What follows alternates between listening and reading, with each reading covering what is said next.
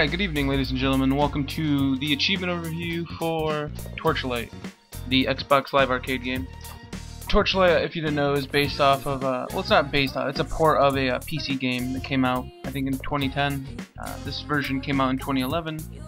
So, it's a pretty good port of the PC version. It's basically a Diablo clone. It's a dungeon crawler.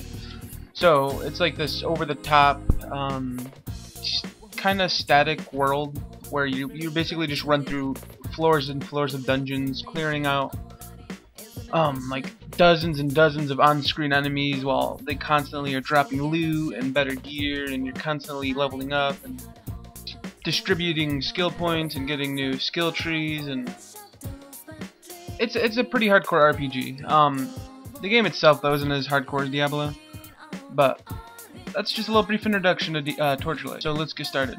Alright, so step one. You're basically going to be playing through this game over the course of, I don't know, I'd say it took me 6 hours, but for you guys, you might be able to speed it up a little bit. It's basically like a 5-hour story mode. I played through on normal. The achievement guide recommends easy mode, which I felt normal mode was pretty easy itself. I only died once or twice, but play through on easy if you're just in it for the achievements. Otherwise, I would say play through normal or hard mode. It's a very straightforward game. You have a town.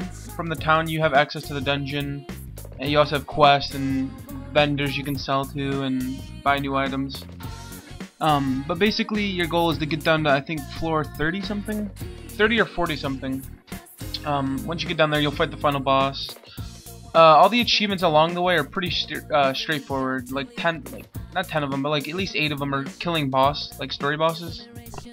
The rest are basically miscellaneous that you'll get after you beat the game. So once you've beaten the game, you've cleared stage 1 of the achievement overview. Stage 2 would be basically knocking out the last couple, which for me was upgrading a weapon 10 times, and the other one was achieving maximum fame, which from what I understand those are pretty much always going to be your last 2 achievements, unless for some reason you missed send your pet to town or change your pet by feeding a fish to it. Those are very easy. You can get those anytime. Don't even worry about those. But you should have gotten those in your initial playthrough. So yeah, basically stage 2 is it adds another couple hours onto your playthrough. It took me, what did it take me? I would say it took me like 6 more hours. It's not bad. It basically just doubles the game's length. Once you've been in the game though, you go to the south part of town, to the little graveyard over there, right? So in this graveyard, you have 2 new quest vendors.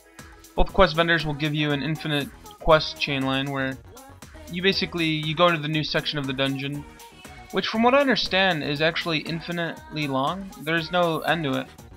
And I actually got down to like floor 40 or 50, and it actually got really hard down there. Which is pretty awesome, because the further you get down there, the more fame you get from killing elite enemies.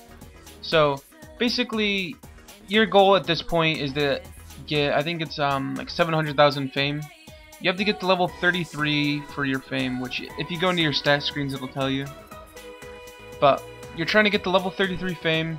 You're basically just wiping out the floors. Just completely clear the floor, move on, clear the floor, move on, clear the floor, move on, and so on. Very, very straightforward. As for the quest, as soon as you complete one, you just use a town scroll, come back to town, turn it in, get your next quest. Make sure you do that as frequently as possible. It will give you more fame and more gold, and you'll just be better all around if you do that. Another little tip is to inside of your character's skill tree, make sure you level up the one of your talents in there is you get increased fame, experience, and maybe gold or something. Make sure you increase that one, like fully increase that, because it will give you quite a bit more fame and experience, and it'll make the experience a lot more easier. That's basically Torchlight though. Nothing really else that stood out. Very straightforward achievements, very straightforward game. It took me overall like 13 hours to beat. That's not bad. There's only 12 achievements, and like I said, like 9 of them are story related, so you can't really go wrong. Thank you for watching Frazzleberry's achievement overview for Torchlight.